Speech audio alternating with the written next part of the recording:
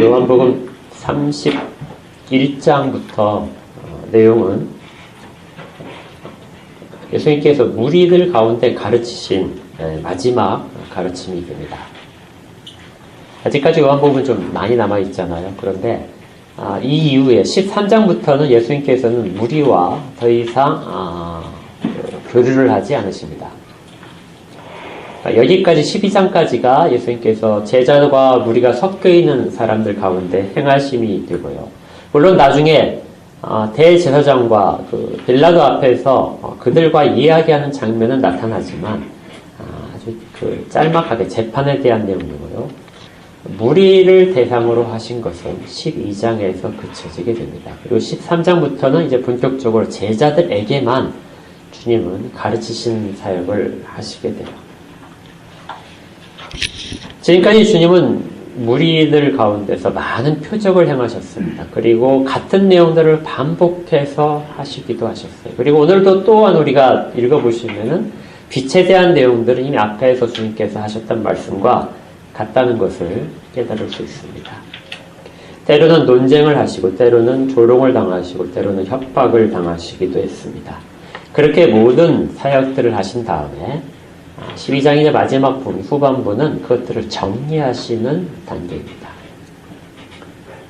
그러니까 이제 무리 가운데 더 이상 말씀하시지 않으니까 무리를 대상으로 사역하셨던 그 모든 것들이 12장 이제 후반부에서 정리가 되는 것이죠. 이 정리를 하시면서 예수님께서 기도 가운데서 시작하셨습니다.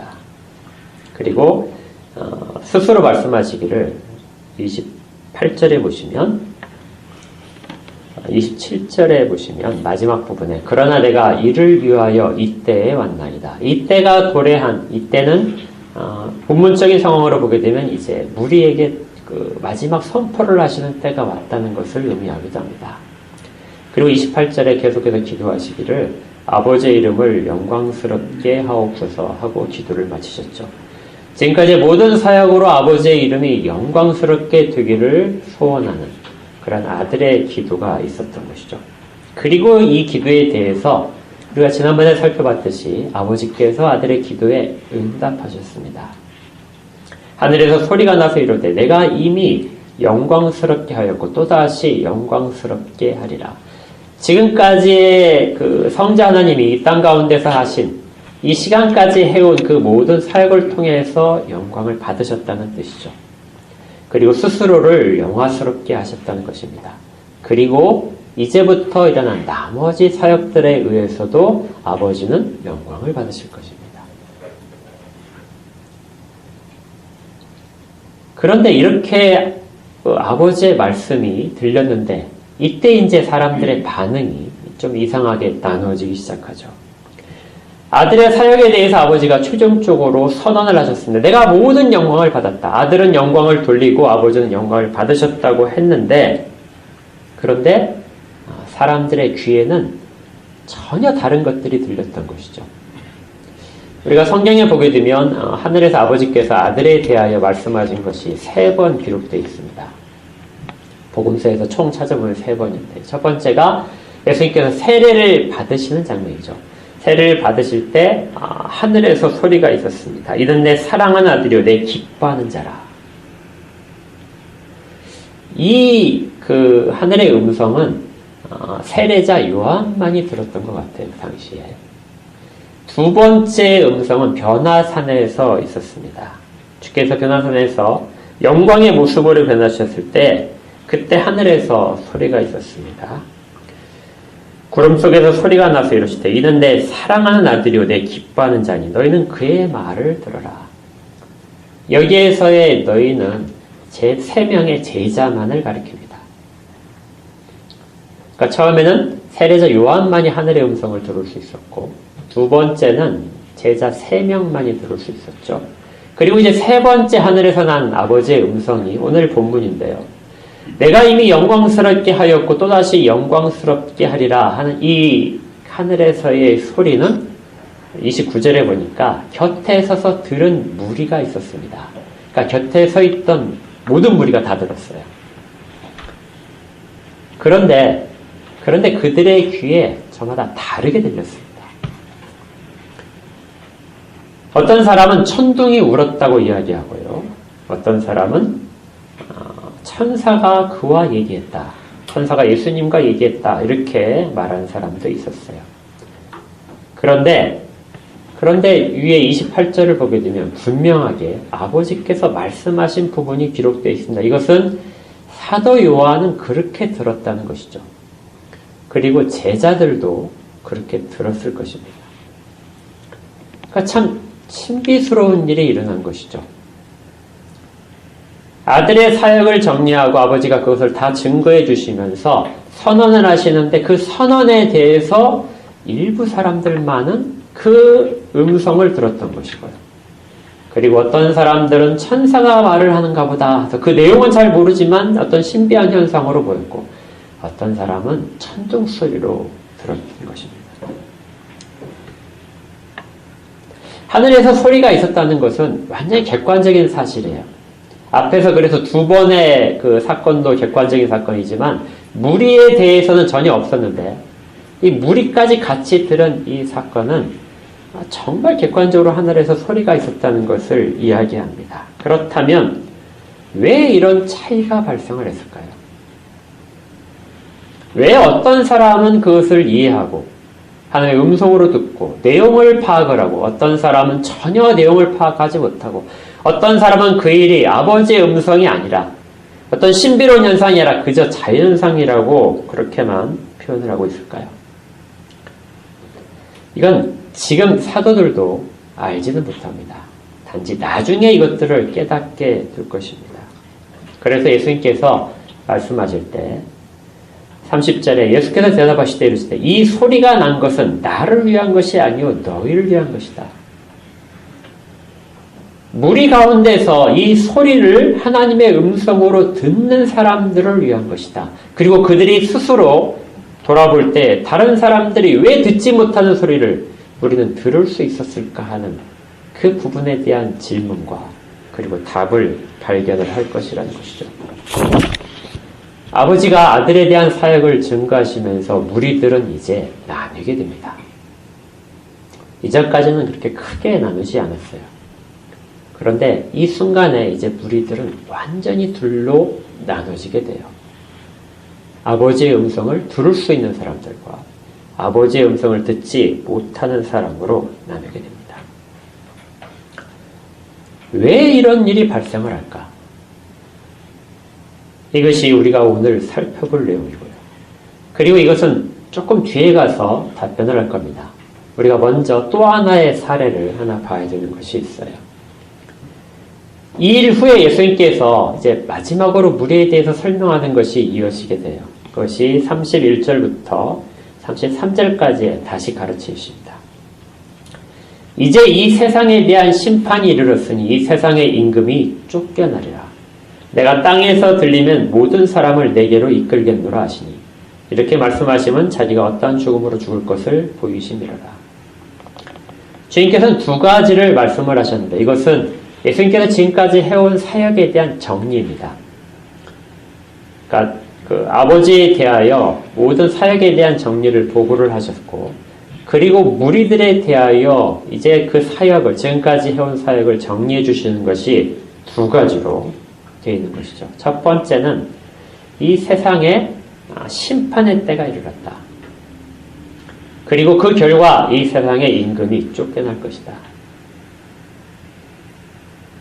두 번째는 내가 땅에서 들리면 모든 사람을 내게로 이끌겠다. 이것이 예수님의 이 땅 가운데서 오신 사명을 전부 다 요약한 아주 짤막한 구절입니다. 먼저 첫 번째 사명이었던 이 세상에 대한 심판을 가져오시는 분, 그래서 이 세상의 임금을 쫓아내시는 분인데요. 이 세상은 우리가 사는 세상인 건지 당연히 아시겠죠. 그리고 심판에 대해서는 우리가 조금 더 살펴볼 필요가 있어요. 심판은 일반적인 의미, 그러니까 중립적인 의미가 있고 또 어떤 그 부정적인 의미가 있습니다. 심판은 법정에서 옳고 그름에 대한 선언을 해주는 것이죠. 옳은 자에게는 네가 옳다고 이야기해주고 잘못된 자에게는 죄를 범한 자에게는 죄가 있다고 선언을 해주는 것이 심판입니다. 그래서 중립적인 성격이 있어요. 악인에게는 벌을 주고 그리고 의인에게는 선인에게는 상을 주는 것이 심판입니다. 그런데 이 심판은 또 부정적인 의미만을 가지고 사용될 때가 있어요. 부정적인 의미라는 것은 앞에서 얘기했던 것 중에서 악한 자에게 그에 합당한 징벌을 내리는 것. 이것이 심판의 부정적인 의미로 단독으로 사용될 때 그렇게 사용되기도 합니다. 예수님께서는 이 심판에 관해서 이미 여러 차례 말씀을 하셨습니다. 요한복음 3장 18절에 그를 믿는 자는 심판을 받지 아니하는 것이요 믿지 아니하는 자는 하나님의 독생자 이름을 믿지 함으로 벌써 심판을 받는 것이니라. 그러니까 심판은 부정적으로 사용되어서 믿지 않는 것이 심판을 받는 것이라고 말씀하시죠. 5장 22절에서는 아버지께서 아무도 심판하지 아니하시고 심판을 다 아들에게 맡기셨다. 여기에서의 심판은 일반적인 의미입니다. 상을 주실 것과 그 다음에 벌을 주실 것에 대한 심판의 권세가 아들에게 이미 주어져 있다 말씀을 하시는 거예요. 영생에 이르는 자는 심판에 이르지 않을 것이다. 여기서는 부정적인 의미로도 사용이 됩니다. 이처럼 예수님께서 모든 것들을 다 말씀하셨는데 대부분 다 부정적인 의미가 많이 사용되죠. 그리고 거기에 이제 30절에 있는 것처럼 31절인 것처럼 이 세상에 대한 심판이 이르렀으니 이 세상의 임금이 쫓겨날 것이다. 이것은 부정적인 의미입니다. 이제 내가 나를 거역한 모든 자들에 대하여 그의 합당한 벌을 내릴 것이다. 그리고 그 결과로서 이 세상의 임금이 쫓겨날 것이다. 이걸 당시에 사람들이 들었을 때는 어떻게 들었을까요? 이 세상의 임금이 쫓겨날 것이라는 것을 들었을 때 사람들은 아마 로마 황제를 이야기한다고 생각을 했을 겁니다. 이 세상의 임금은 그 당시에는 로마 황제가 대표적인 인물이죠. 이 세상의 모든 권세를 쥐고 있는 자, 그러면서 유대인들을 억압하고 있는 자, 그가 이제 쫓겨날 때가 되었다. 그래서 메시아가 오시면 우리를 새로운 자유로운 세상으로 이끄실 것인데 그것이 바로 이 세상의 임금을 쫓아내는 일이라고 생각을 했을 것입니다. 그런데 예수님이 계속해서 두 번째 본인의 사역을 정리하시는 말씀에서 유대인들이 혼동을 일으키기 시작했습니다. 내가 땅에서 들리면 모든 사람을 내게로 이끌겠노라. 땅에서 들린다. 이 표현이 앞에서 세상의 임금을 쫓아내는 것과 어울리지 않는 표현이죠. 예수님 당시에 이 땅에서 들린다는 표현은 죽음을 의미했습니다. 그러니까 죽는다는 다른 그 표현인 것이죠. 우리가 죽음에 대해서 돌아가셨다 이렇게 말을 표현을 하잖아요. 그것처럼 예수님 당시에는 유대인들은 땅에서 들렸다는 표현을 죽음에 대한 표현으로 바꿨습니다. 땅에서 들린다는 말은 반대로 하늘로 올라갔다는 표현이고, 그리고 우리가 그 나사로의 이야기에서처럼 죽은 자들은 아브라함의 품에 안긴다. 아브라함 품에 있게 된다는 것이 이 땅에서 들린다는 또 다른 표현입니다. 그러니까 죽음을 의미하는 것이죠. 그렇다면 이 세상의 임금을 쫓아내야 될 분이 어떻게 죽음을 당하는가 하는 부분이 유대인들에게는 이제 연결되지 않는 것입니다. 유대인들에게는 기다리던 메시아는 그들의 말 속에서 든 것처럼 영원히 계시는 분으로 생각을 하고 있었어요. 34절에 보니까 이에 무리가 대답하되 우리는 율법에서 그리스도가 영원히 계신다 함을 들었다. 영원한 제사장과 영원히 다스리시는 권세를 가지신 분, 그분이 우리 가운데 오실 것이라는 것이 시편과 그 다음에 그 다니엘서와 같은 부분에서 예언이 되었었던 부분인데, 그렇다면 그분이 어떻게 이 세상의 임금을 쫓아내신 후에 자기가 죽게 되느냐 하는 것을 이야기하는 것이죠. 그들은 분명히 예수님의 말씀 속에서 죽음에 대한 내용은 알았습니다. 예수님이 죽으신다는 표현을 하신 것을 통해서 예수님이 죽으실 것이라는 것은 알아들었어요. 그렇지만 연결이 되지 않습니다. 어떻게 죽는 자가 이 세상의 권세를 다 차지할 수 있겠는가? 여러분들도 이해가 되세요? 아무런 정말 힘없이 죽는 자가 이 세상의 권세를 다 차지한다는 것이 이해가 될 수 있느냐? 당시에 그 세속적인 이 땅에서 일어난 일들로 모든 것들을 판단할 수 있도록만 허용이 됐던 당시의 사람들에게는 이것은 더 어려웠을 겁니다. 그런데 예수님께서는 이 땅에 사역을 하실 때부터 이미 인자가 들려야 할 것이다 하고 계속해서 말씀하셨어요. 인자가 들려야 되는데 그 방식이 무엇이냐면 32절인 것처럼 땅에서 들리는 방식입니다. 땅에서 들린다는 것은 하늘로 올라간다는 표현도 되지만 동시에 무슨 표현이 의미가 담겨 있냐면 십자가에 달리시는, 나무에 달려 죽는 의미가 있었습니다. 예수님께서는 녹뱀에 대한 이야기를 하시면서 동일하게 자신이 나무에 달리실 것을 이미 말씀을 하셨었어요. 예수님께서 저주를 받으시고 모든 죄를 지시고 그렇게 해서 나무에 달려 죽으심으로 말미암아 그것이 이 땅의 임금을 쫓아내는 일이 된다는 것이죠. 사람들 눈에는 단순히 비참하게 보이는, 그래서 마치 이 세상의 임금이 승리를 거둔 것처럼 보이는 그것이 일어날 텐데, 그런데 그것이 역설적으로도 이 세상의 임금을 쫓아내는 승리의 들려올림이라는 것입니다. 이 두 가지 서로 상반된 상황은 이미 창세기 3장 15절에서 예언이 되었던 부분이었어요. 창세기 3장 15절에서 우리가 알지만 이 뱀은 여자의 후손의 발꿈치를 물을 겁니다. 그리고 여인의 후손은 뱀의 후손의 머리를 짓밟을 것입니다. 이렇게 선언되었던 그 예언, 영원히 지속될, 앞으로 아직까지 나타났던 모든 그 예언의 내용들을 예수님께서는 지금 말씀하신 것이에요. 거꾸로 이 세상의 임금을 쫓아낼 것인데 자기는 나무에 달려 죽게 될 것이라는 것이죠. 그래서 여기에 세상의 임금은 로마 황제가 아니라 사탄입니다. 사탄과 예수님은 이제 마지막 전투를 하고 있는 거예요. 물론 앞으로 이제 주님 다시 오실 때 일어날 것을 제외하고는 이것이 가장 결정적인 싸움입니다. 이미 사탄은 죄악 가운데서 활동을 하고 죄악을 비밀로 해서 모든 사람들을 붙잡고 있습니다. 죄악 때문에 하나님 앞에서 사람들을 계속해서 참소함으로 말미암아 하나님과 사람 사이를 계속해서 원수가 되게 만들고 있죠. 그리고 그걸 통해서 자기가 이 세상의 권세를 붙잡고 있는 상황입니다. 그런데 지금 예수님은 자기가 모든 그 저주들을, 사람들이 행했던 모든 죄에 대한 책임을 지고 죽으심으로 말미암아 사람들을 하나님과 화해시키게 됩니다.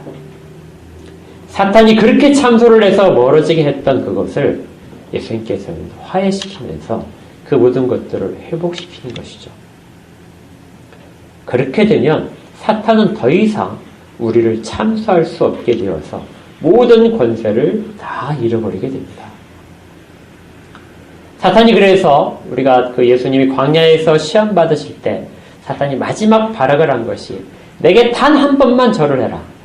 한 번만 경배를 하면 이 모든 권세를 너에게 넘겨주겠다고 한 것이죠. 그러나 그것은 결정적으로 모든 것들을 갈라지게 만드는 그런 의미를 가졌던 것입니다. 사람들이 우상을 섬기지 않는 것도 하나님과 사람 사이가 갈라지는 것을 막기 위해서, 그것을 정말 싫어하기 때문에 그 일을 하지 않아야 되는 것이죠. 예수님께서는 이 모든 갈라짐을 회복시켜 놓으셨습니다.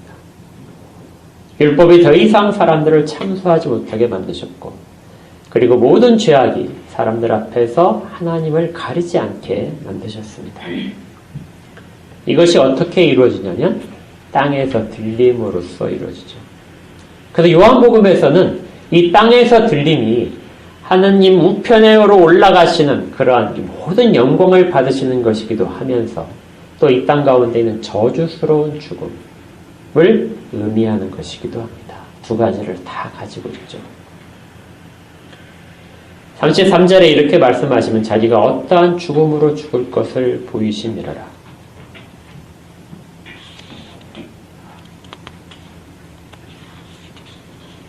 계시록에 가게 되면 이 부분에 대하여 이렇게 이야기를 합니다. 계시록 12장 10절에 내가 또 들으니 하늘에 큰 음성이 있어 이르되 이제 우리 하나님의 구원과 능력과 나라와 또 그의 그리스도의 권세가 나타났으니 우리 형제들을 참수하던 자 곧 우리 하나님 앞에서 밤낮 찬수하던 자가 쫓겨났고 또 우리 형제들이 어린 양의 피와 자기들이 증언하는 말씀으로써 그를 이겼다. 참수하는 자가 쫓겨나고 모든 승리가 선포되는 순간이 예수님께서 사역을 정리하시면서 말씀을 하고 계신 겁니다. 이것은 아직 이루어지지 않았어요. 그래서 이제 그리스도의 남은 사역들 속에서 32절에 있는 것처럼 그 일이 일어나게 되면 모든 사람을 주님께로 이끌어 가시게 될 것입니다. 그런데요, 사람들이 이렇게 들었는데 그 다음에 사람들의 반응이 다시 기록이 됩니다. 마치 뭐하고 똑같냐면 앞에서 아버지의 음성이 하늘에서 소리로 들렸는데 어떤 사람은 알아듣고 어떤 사람은 알아듣지 못했던 것처럼 이제 예수님께서는 육신을 입고 오셔서 사람들이 분명히 들을 수 있는 음성으로 말씀하세요. 그러니까 앞에 있는 하늘의 소리보다는 훨씬 분명한 겁니다. 그런데 그 분명한 소리를 들었어요. 그러면 다 사람의 소리로 알아들었겠죠. 그런데 여전히 사람들은 나뉘어지게 돼요. 그 말씀을 깨닫지 못하는 겁니다. 아마 주님이 이렇게 말씀하셨을 때 제자들도 다 이해하지 못했을 거예요. 아직은 때가 되지 않았기 때문에. 그래서 무리가 이렇게 물어봤습니다. 34절인 것처럼 우리는 율법에서 그리스도가 영원히 계신다함을 들었거늘 너는 어찌하여 인자가 들려야 한다 말을 하느냐. 왜 우리가 들었던 말씀과 네가 지금 이야기하는 것은 다른 내용을 담고 있느냐. 그들은 십자가의 의미가 무엇인지를 전혀 깨달을 은혜를 받지 못하고 있는 것이죠. 그러나 결국 이렇게밖에 질문을 할 수 없는 겁니다. 이 인자가 누구냐? 예언되어 있던 인자가 누구냐? 우리가 따라야 될 인자가 누구냐? 우리가 믿어야 될 인자가 과연 누구냐? 우리는 누구를 믿어야 되느냐 하고 물어보는 것입니다. 그리고 예수님께서 이제 말씀하시기를 아직 잠시 동안 빛이 너희 중에 있게 된다. 이 동안에 빛을 믿으라. 주님은 자신을 이제 빛으로 다시 말씀하세요. 그러면서 빛이 아직 있을 동안이 있는데 그 동안에 나를 믿으라 하시는 것이죠. 이제 사람들은 빛을 따르는 사람과 어둠 가운데 머무는 사람으로 구분이 됩니다. 그것은 주님의 말씀에 대한 반응으로 나타나게 되죠. 왜 이렇게 자꾸 나뉘어질까요? 왜 들어도 깨닫지 못할까요? 들어도 그 의미를 알지 못하고 들어도 믿음이 왜 안 생길까요? 이것이 우리가 오늘 살펴볼 중요한 주제입니다. 두 가지로 먼저 말씀을 드렸고 이제 그 답변이 나오는데요. 그것이 이사야서의 인용입니다. 37절은 이렇게 많은 표적을 그들 앞에서 행하셨으나 그를 믿지 아니하였다. 예수님께서 선지자 이사야의 말씀을 인용을 하신 것으로 봅니다. 사도 요한이 그렇게 이제 설명을 해주는 것이죠. 이는 선지자 이사야 말씀 38절에 이는 선지자 이사야 말씀을 이루려 하심이라. 왜 믿지 않는 것과 왜 들어도 계속해서 그것들이 깨달아지지 못하고 믿어지지 않느냐 하게 되면 이사야 선지자가 이미 이렇게 말씀하셨던 것들이 이미 지금 이루어지고 있는 것이다. 이렇게 답변을 하는 겁니다. 인용하는 부분은 이사야 6장 9절부터 나오는 내용이에요. 우리 거기 한번 찾아볼까요? 이사야서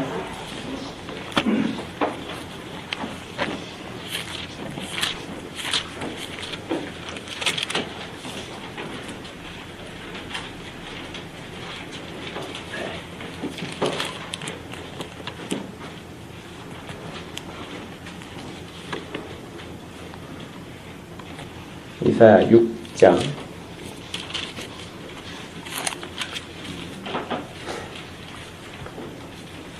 9절부터의 말씀입니다. 9절부터 12절까지 있네요. 제가 말씀을 읽어드리겠습니다. 여호와께서 이르시되 가서 이 백성에 이르기를 너희가 듣기는 들어도 깨닫지 못할 것이요 보기는 보아도 알지 못하리라 하여 이 백성의 마음을 둔하게 하며 그들의 귀가 막히고 그들의 눈이 감기게 하라. 염려하건대 그들이 눈으로 보고 귀로 듣고 마음으로 깨닫고 다시 돌아와 고침을 받을까 하노라 하시기로. 내가 이르되 주여 어느 때까지니까 하였더니 주께서 대답하시되 성읍들은 황폐하여 주민이 없으며 가옥들은 사람이 없고 이 토지는 황폐하게 되며 여호와께서 사람들을 멀리 옮기셔서 이 땅 가운데 황폐한 곳이 많을 때까지니라. 2700년 전에 이사야가 유대의 멸망에 대하여 하나님의 말씀을 전한 부분입니다. 이것은 유대인들에게 유대 왕국에 대하여 하나님께서 계속해서 심판의 메시지를 전하신 그 모든 것들에 대한 거부에 대한 결과를 이야기하시는 거예요. 하나님으로부터 떠난 사람들은 계속해서 하나님이 선지자를 통해 보내셔서 돌아올 것을 말씀하시지만 그리고 심판을 계속해서 예고하시지만 사람들은 돌아오지 않습니다. 사람들이 더 거칠고 더 완악해질수록 하나님의 선지자 보내심은 더 많아졌어요. 그래서 많은 선지자들이 계속해서 목소리를 높여서 외치게 됩니다. 자기들의 행동으로 외치고 말씀으로 외쳤습니다. 그러나 사람들은 계속해서 더 거부할 뿐이에요. 더 불쾌하게 생각하고 더 거부로 말미암아 자기들의 완악함을 계속해서 드러납니다. 그리고 하나님께서 심판을 하셔야만 되는 일들을 더 분명하게 입증해 주게 돼요. 이것을 하나님께서는 이사야 선지자에게 그들의 눈이 닫히고 그들의 귀가 듣지 못하게 되었다고 말씀을 하십니다. 이사야가 다시 가서 선포를 하게 되면 그들의 귀와 눈은 더 닫히게 될 겁니다. 그리고 돌아오지 않겠죠. 그들의 마음은 더 완악해질 것입니다. 이것이 언제까지 될 것이 아니냐면 그 땅에는 모든 백성들이 쫓겨나고 황폐하게 되어서 아무도 살지 못하게 될 때 하나님의 백성이 그 땅 가운데 약속의 땅에 없을 때까지 이 일들은 지속적으로 사람들은 눈으로 보지 못하고 귀로 듣지 못하는 일이 반복될 것이다. 물론 그 가운데 선지자가 없는 것은 아닙니다. 선지자는 계속해서 보냄을 받아요. 그렇지만 그 일로 인하여 사람들은 돌아오는 일들은 발생하지 않을 것이라는 것이죠. 그리고 그것들은 결국 하나님이 원인이 아니라 사람들이 듣지 못하고 보지 못해서가 아니라 그들이 그것들을 거부함으로써 마치 보지 못하는 것처럼 듣지 못하는 것처럼 그렇게 행동하고 하나님으로부터 떠남으로써 일어날 것이라는 예언이 있는 것이죠. 지금 사도 요한은 그것을 이 시대에 다시 적용을 하는 겁니다. 분명히 하나님은 긍휼을 베푸셔서 떠나 보냈던 사람들을 다시 그 땅 가운데로 회복시키셨어요. 누군가는 눈을 뜨게 하시고 누군가는 귀를 열게 하셔서 듣게 만드셨습니다.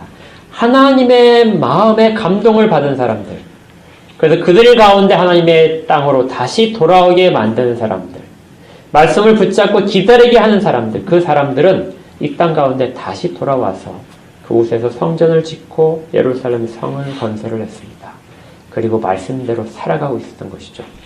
그러나 그들이 정말 그 율법에 문자적으로 붙잡혀 있고 하나님이 원하시는 뜻대로 행하지 않고 있다면 그러면 또다시 예언됐던 것이 실현될 것이라는 것이죠. 이제는 결정적으로 실현될 것이다. 이전처럼 그렇게 지속적으로 기다려주는 것이 아니라 이제는 결정된 심판이 임했다는 것입니다. 그리고 요한은 이 부분이 지금 일어나고 있다. 마치 2700년 전에 일어났던 것처럼 지금 이 시대에 예수님이 선포하심으로써 일어나고 있는 것을 이야기합니다. 왜 그들은 하나님의 음성을 못 듣는가? 왜 주께서 가르치시고 반복적으로 하셔도 불구하고 그들은 전혀 그것을 이해하지 못하고 받아들이지 않는가? 그것이 이사야 선지자의 말씀이 이루어지고 있다는 것입니다. 우리에게서 들은 바를 누가 믿었겠느냐? 주의 팔이 누구에게 나타나냐? 전한 바가 들려지는 것은 귀가 열려야 되는 것이죠. 보여주는 것들, 예수님께서 보이신다는 말씀들, 예수님의 사역을 정리하시면서 예수님이 뭐라 하시냐면 죽을 것을 보이셨다고 말씀하셨습니다. 그러나 그것들을 보지 못하는 사람들, 이것은 주의 손이 그들 가운데 없기 때문입니다. 39절에 그들이 능히 믿지 못한 것은 이 때문이니 곧 이사야가 다시 읽었을 때 그들의 눈을 멀게 하시고 그들의 마음을 완고하게 하셨으니 이는 그들로 말미암아 눈으로 보고 마음으로 깨닫고 돌이켜내게 고침을 받지 못하게 하려 함이라. 하나님께서는 거절하는 사람들에 대하여 그들을 그대로 눈이 닫힌 상태로 놓아두실 것이라는 뜻입니다. 그들의 마음이 점점 더 완고해질 텐데 그대로 허용을 하실 것이라는 것이에요. 하나님이 그렇게 만드셔서 사람들이 믿지 못하게 된다는 의미가 아닙니다. 이 부분을 굉장히 이해를 잘 하셔야 돼요. 성경에서 가장 어려운 구절이기도 합니다. 이사야 6장 9절부터 12절까지의 말씀도 그렇고요. 여기 주님께서 말씀하시는 12장에 있는 이 말씀도 동일하게 가장 어려운 해석을 가지는 부분입니다. 어떤 사람들은 이렇게 생각을 해요. 사람들 가운데 하나님의 모든 은혜를 주셨지만 사람들이 그것을 결정할 권한과 선택권이 있다. 그래서 그렇게 선택을 하지 않으면 결과적으로 하나님께서는 모든 것들을 막으셔서 마지막에 최종적인 심판을 받게 될 것이라고 이해를 합니다. 그러나 하나님은 사람의 선택에 모든 것을 맡겨놓지 않으세요. 하나님의 주권은 언제나 작용합니다. 사람들이 지금 믿지 않는 일, 여기에 대해서 이것조차도 하나님의 주권 속에 있는 일이다. 하나님이 허락하시지 않았다면 그들이 눈이 감기는 것과 그들이 귀로 듣지 못하는 일이 발생하지 않게 된다. 그런데요, 이것은 또한 한편으로 보게 되면 사람들이 어떤 일을 행하는 것과 떨어져 있지 않습니다. 모든 사람이 귀가 닫혀 있고 눈이 감겨져 있는데 그것들 속에서 계속해서 악화되는 상황 속에 놓아두신다는 의미지. 그들이 떠있는 눈을 감게 하신다는 뜻은 아니거든요. 하나님은 사람들에게 언제나 들려주십니다. 그들에게는 늘 은혜의 방편들이 있었어요. 그러나 죄악이라고 하는 것은 그들로 하여금 거절하게 만드는 것입니다. 하나님은 늘 모든 사람에게 은혜를 주시고 선포하시고 가르치십니다. 지금까지 예수님께서도 동일하게 그렇게 하셨어요. 모든 시대의 하나님은 심판에 대한 내용들을 사람들이 모두 알아들을 수 있도록, 심지어 그것들을 사람들이 어떤 연극처럼 퍼포먼스를 통해서 할 수 있도록도 하셨습니다. 반복적으로 하셨음에도 불구하고 사람들이 받지 않은 것이죠. 신비롭게도 그것은 하나님의 주권 가운데서 결정이 된 것이지만 주권의 결정을 사람들은 전혀 알 수 없어요. 단지 자기들의 살아가는 현실 속에서, 실제 속에서 그것들을 나타낼 뿐입니다. 그리고 그것은 전적으로 자기들의 행동 속에 달려있는 것처럼 보이는 것이죠. 거부가 지속되면 그것이 완전히 눈먼 가운데로 드러나게 됩니다. 하나님은 그들의 악행을 허용하시되 악행 속에서 하나님의 섭리를 나타내시는 것이에요.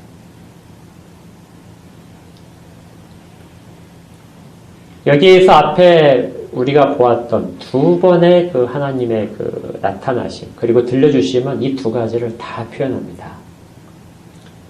하늘에서 음성이 들렸을 때 어떤 사람들은 전혀 들을 수 없어요. 그리고 어떤 사람들만 주님의 음성을, 하나님의 음성으로 듣게 됩니다. 이건 매우 신비한 일이고 하나님이 일방적으로 부어주시는 일입니다. 그런데 그것보다도 더 분명하게 주님의 말씀이 들려졌을 때 어떤 사람은 철저하게 이해를 거부하고 자기들의 잘못된 이해 가운데 붙잡혀 있고 세속적인 것으로 메시아를 이해함으로 말미암아 주님께서 정말 하시는 일들을 깨닫지 못하고 믿지 못하는 일이 발생을 하는 것이죠. 이것은 사람들에게 일어나는 일입니다. 두 가지가 모두가 다 사람들이 마지막에 예수님을 끝까지 쫓아오지 못하는 그것을 만들어내는 것이죠.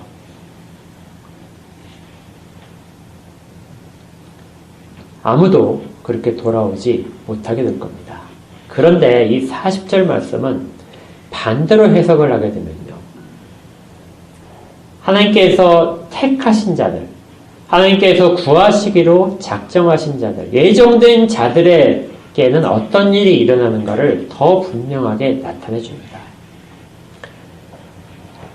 이는 그들로 하여금 눈으로 보고 마음으로 깨닫고 돌이켜 내게 고침을 받지 못하게 한다는 이 말을 버려지는 사람들, 끝까지 주 앞에서 거절하는 사람들에 대한 말씀이지만 반대로 이것을 바꾸면요. 눈으로 보고 마음으로 깨달아지는 사람들이 있다는 것이죠. 십자가에서 예수님의 죽음을 보고 마음으로 깨달아지는 사람이 있습니다. 하늘에서 음성이 들려서 깨달아지는 사람이 있고 주께서 그들 가운데 가르치실 때 깨달아지는 사람이 있습니다. 그리고 또한 깨달아진 사람들 가운데 돌이키는 일이 발생을 하는 거예요. 이전에 있던 곳으로부터 떠나서 이제 돌이켜오기를 합니다. 자기들이 죄악 가운데 있었던 모든 것들에 대하여 주 앞에 아뢰면서 돌아오는 사람들, 그들이 돌이키는 사람들이죠. 그리고 고침을 받게 됩니다. 내게 고침을 받는다. 그렇게 돌아오는 모든 사람들을 주께서는 그들의 모든 것들을 경건케 하십니다. 거룩하게 만드시고 더 이상 죄가 그들을 관영하지 못하게 만드시고 그리고 그들을 새로운 심령으로 만들어주시는 것이죠.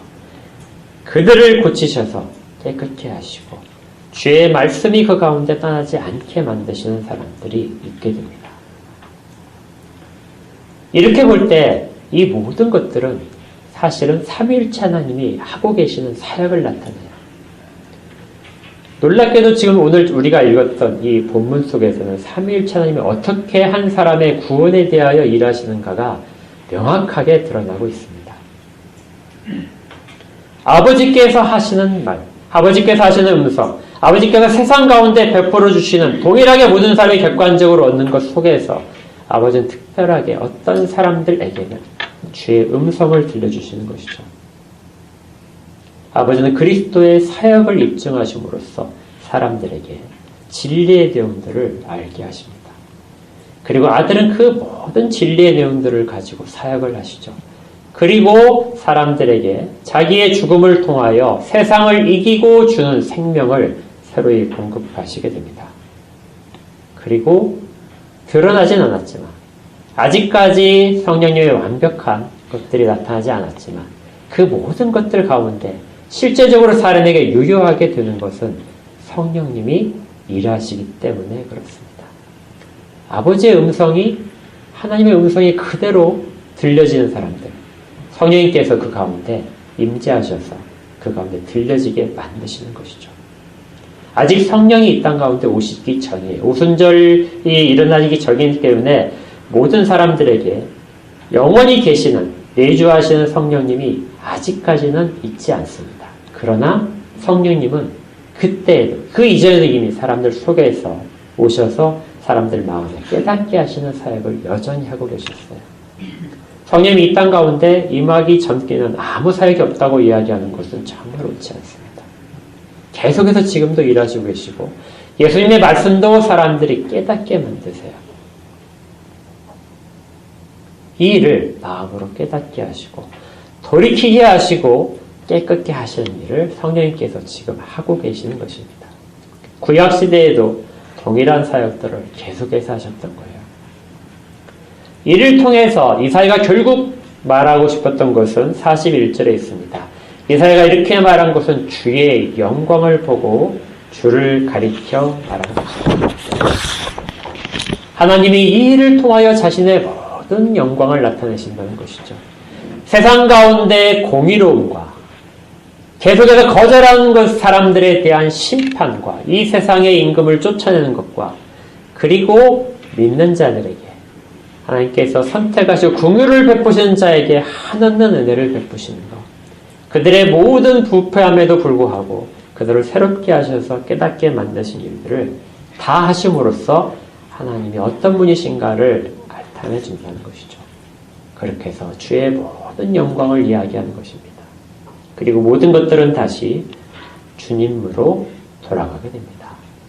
주를 가리켜 말씀하신 것이다. 하나님은 사람들의 불순종을 통해서도 하나님의 영광을 나타내십니다. 하나님이 공의로우시다는 것과 하나님이 자비를 베풀고 계시는 것을 동시에 나타내시죠. 사람들을 구원하심으로 말미암아 자비와 공의를 동일하게 또다시 나타내십니다. 그러나 주님께서 이 일을 다 마치신 다음에는 이 일은 일어나지 않을 것처럼 말씀합니다. 다시 35절로 돌아가시면요. 아직 잠시 동안 빛이 너희 중에 있으니 빛이 있을 동안에 다녀라. 빛이 있을 동안에 내가 너희들에게 함께 있는 동안에 내가 가르치는 이야기들을 가르치는 것들을 듣고 그대로 행하라는 것이죠. 36절에 너희에게 아직 빛이 있을 동안에 빛을 믿어라. 여전히 주님께서는 사람들 가운데 계속해서 다시 마지막으로 요청하십니다. 이미 심판이 이르렀다고 말씀하셨는데 그걸로 끝이시면 될 것 같은데 다시 또 말씀을 하세요. 아직은 빛이 있는 동안이다. 그러니 빛이 있을 동안에 빛을 믿으라. 그리하면 빛의 아들이 될 것이다. 주님은 끝까지 자비를 다시 베푸십니다. 그들에게 다시금 주 앞으로 믿음을 요청을 하고 계세요. 예수님이 이 땅 가운데 이제 떠나서 계시지 않는 동안에 이 일은 끝난 것처럼 보였습니다. 그러나 주님께서는 끝내지 않으시고 제자들을 다시 보내세요. 제자들을 보시면서 너희는 세상의 빛이다 하고 말씀하십니다. 그래서 여전히 아직은 잠시 동안 빛이 우리 가운데 있는 시기고요. 우리가 빛으로서 서 있는 시기고 우리를 통하여 누군가는 빛에 대하여 믿게 되는 시기입니다. 그리고 여전히 빛의 아들들이 이 땅 가운데 계속해서 나타나야 되는 시기이죠. 그러나 언젠가는 그것이 그쳐지게 됩니다. 지금 빛이 있을 동안에 계속해서 그것들을 거절하는 사람들, 그들은 마음이 계속해서 완악해질 거예요. 시대가 지나면서 세상은 점점 더 복음에 대하여, 진리에 대하여 완악해질 것이고 모든 것을 닫아버릴 것입니다. 비난하고 조롱하겠죠. 그러면 이제 마지막 심판의 때가 다가오게 될 것입니다. 그리고 그 모든 것들을 통하여 오로지 하나님의 영광이 이 땅 가운데 더 분명히 드러날 것이죠. 우리는 지금 잠시 있는 동안입니다. 그리고 우리가 지금 주에 대한 영광을 이야기하고 주님으로부터 은혜를 받아서 이렇게 된 것이 우리 가운데 원인이 있었음이 아님을 반드시 기억하십시오. 우리는 말할 수 없는 삼위일체 하나님의 은혜 가운데서 우리를 이끌고 오로지 주께서 행하신 것들을 인하여 이렇게까지 된 것이죠. 그리고 이렇게 된 것을 주께서는 우리를 통하여 또다시 영광을 받으신다고 말씀을 하실 분입니다. 그 얼마나 주의 은혜가 크고 주의 자비가 큰지 모릅니다. 반대로 거부하는 사람들은 그 모든 것들에 대해서 모든 걸 계속해서 거부할 뿐입니다. 우리 가운데 믿지 않는 가족들이 있고요. 주변의 친지들 가운데도 그런 분이 있을 겁니다. 그리고 주님은 우리를 다시 그들 가운데로 보내시는 겁니다. 아직 빛이 있을 동안에 우리가 정말 빛이라면 비춰야 되는 것이죠. 사람들은 우리를 통하여 예수 그리스도를 보게 될 것이고 예수 그리스도를 보고 그 마음에 깨달음이 있게 되고 돌이켜서 주 앞에 오게 되면 주께서는 그들을 다 치료하실 것입니다. 이 땅에서의 상처들, 이 땅에서의 죄로 물들어서 만신창이가 된 그 모든 영혼의 것들을 다 치료받게 될 것이죠. 주님은 이제 사역을 마무리하시는데요. 마무리하시면서 이것들을 최후의 무리들에게 전하셨습니다. 그리고 사도들은 이것을 다시 사람들에게 전하고 있는 거죠. 우리를 통해서도 그런 일들을 맡기십니다. 주께서 우리의 눈을 여시고 우리의 귀를 여셨다면 주의 영광을 보게 하실 것입니다. 그리고 사람들로 하여금 우리를 통하여 돌아오게 만드실 것입니다. 주의 은혜가 우리 가운데 늘 이렇게 풍성하게 있고 우리를 통하여 주의 은혜가 나타날 것을 소망합니다. 우리가 다 그렇게 되기를, 그런 교회가 되기를 주의 이름으로 축복합니다. 기도하겠습니다.